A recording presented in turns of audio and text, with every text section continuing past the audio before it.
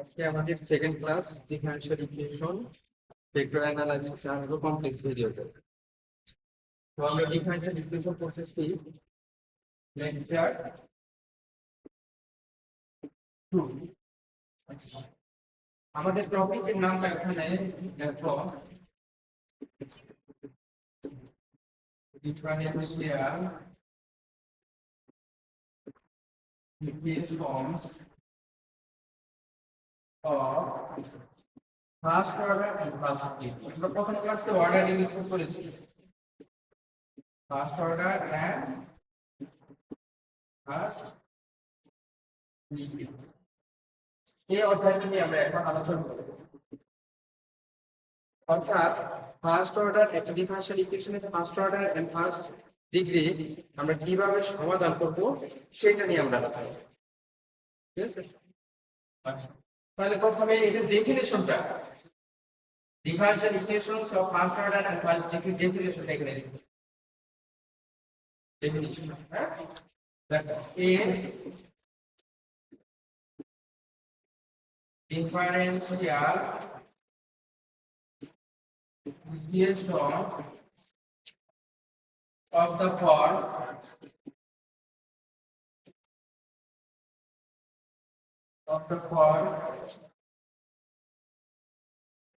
mdx plus n dy equal to 0 এই ফরম্যাটে, অথবা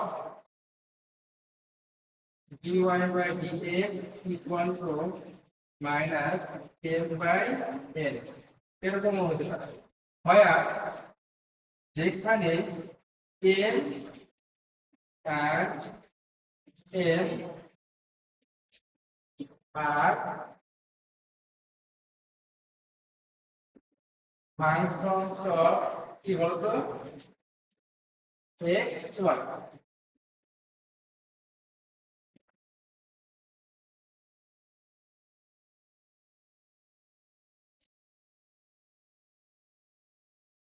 is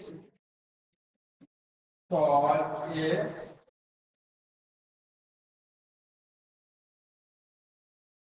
differential equation of first order and first degree।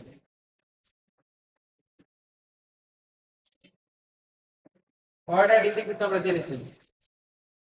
আচ্ছা, একটা एग्जांपल দিবা। Example dy by dx equal to x square plus y square divided by 2x square। না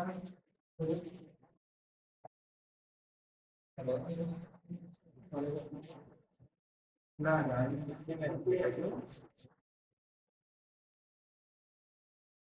না না কেন আমরা ক্লাস করতেছি, তোমরা ভিডিও মিটিং চলে আসবে, ভিডিও মিটিং চলে আসবে।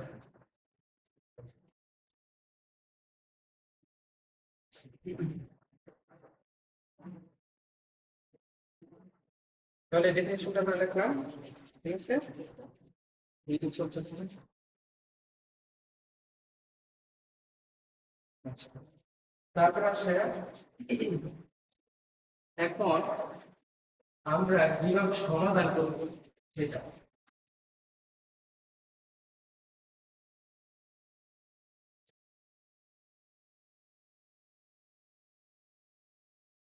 দেখো variable separable,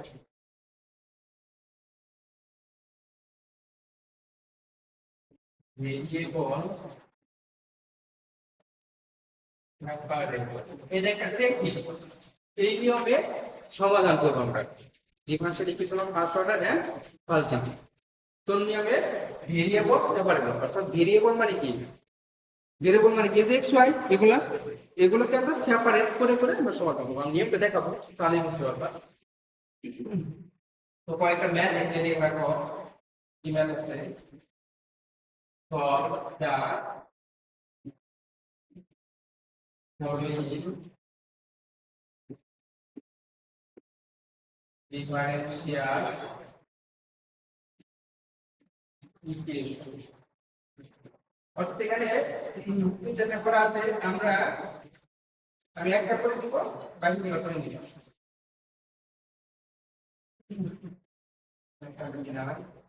dy by dx e to the power x minus 1 plus x square e to the power minus 1. দুই নাম্বারটা 3 into e to the power x tan y dx plus 1 minus e to the power x sec square y dy equal to 0. তিন নাম্বারটা দেখো sec square x tan y dy plus sec square y tan x dx equal to 0. এইটা ওকে এটা হয়। তারপরে 4 নাম্বারটা e to the power y plus 1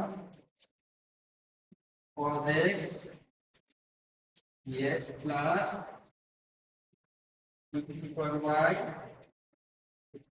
sin x dy। এখান থেকে একটা ধরো, বাকিগুলো করে নিবা সেম, বাকিগুলো সেম একই নিয়ম, জাস্ট খালি নিয়মটা দেখাবো।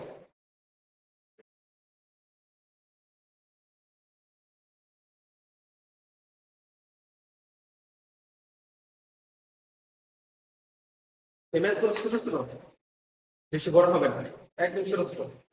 এটা আসলে একসাথে দুইটা দিব, দুইটাতে 5 আড়াই আড়াই করে। বুঝতে পারছো কথা? আচ্ছা,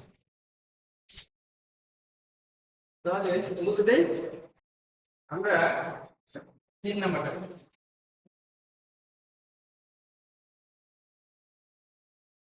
3 নাম্বারটা করব। 3 নাম্বারের সমাধান যদি আমরা করি, একটা জিনিস কি, এটা কি নাও ভেরিয়েবল সেপারেট। dx এর সাথে শুধু x থাকবে, dx এর সাথে কি রাখবে, শুধু x রাখবে, dy এর সাথে শুধু y রাখবে। তো আমাদের এখানে dx এর সাথে কি আছে tan y, তাহলে এটাকে ভাগ করে দিই tan y। আবার dy এর সাথে কি আছে tan x, অর্থাৎ tan x tan y দ্বারা উভয় পক্ষে ভাগ করে লাগবে। তাহলে আমরা যদি ভাগ করি উভয় পক্ষে, tan y ডিভাইড বাই কত, tan x আর tan y, tan x tan y। আবার লাগবে x square y tan x, এই ভাগ করতেছি tan x tan y। এখানে দেখো dividing both sides by tan x into tan y। উভয় পক্ষে tan x into tan y দ্বারা আমরা ভাগ করে, তো ভাগ করলে আমরা কি পাই দেখো তো, উপরে tan y নিচে tan y, কারণ মানে কি থাকে সেটা লিখবা 6 square x divided by tan x dx। এখানে কি থাকে 6 square y divided by tan y dy। এর পরের লাইন, এরপর লাইনটা আমি এইখানে লিখেছি। এখন আমরা এটাকে ইন্টিগ্রেটিং করব, কি করব এটাকে ইন্টিগ্রেটিং। কেন, tan x এর কি, tan x কে ডেরিভেটিভ করলে কি পাওয়া যায় 6 square x, tan x এর ডেরিভেটিভ কি 6 square। অর্থাৎ কোন যদি এরকম হয় নিচেরটাকে ডেরিভেটিভ করলে যদি উপরেরটা পাওয়া যায় এরকম টাইপের, এই নিচেরটাকে ডেরিভেটিভ করলে উপরেরটা পাইছে, যদি এরকম হয় তাহলে আমরা এটাকে লিখতে পারি লগ দিয়ে নিচেরটা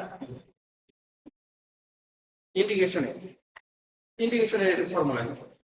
আচ্ছা, তাহলে মুছে দিই এটা। দেখো যে ইন্টিগ্রেটিং ইন্টিগ্রেটিং অর্থাৎ আমরা ইন্টিগ্রেশন করি সমাকলন করে, তাহলে ইন্টিগ্রেশনে আমরা এই নিয়মটা জানি, তাহলে সরাসরি কি লিখব আমরা ln tan x, এখানে কিন্তু বসাচ্ছি ln tan y equal to 0।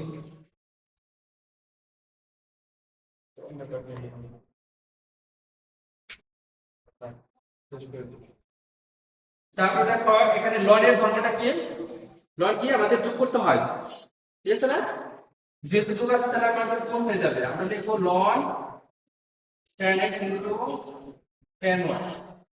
আরেকটা জিনিস, এই পাশে 0 হবে নাকি তুমি ইকুয়েশনে, এখানে তো একটা কনস্ট্যান্ট আছে ln c, তো ln উভয় পক্ষ থেকে ln বাদ দাও, থাকে কি tan x tan y equal to c, এটাই আমাদের आंसर।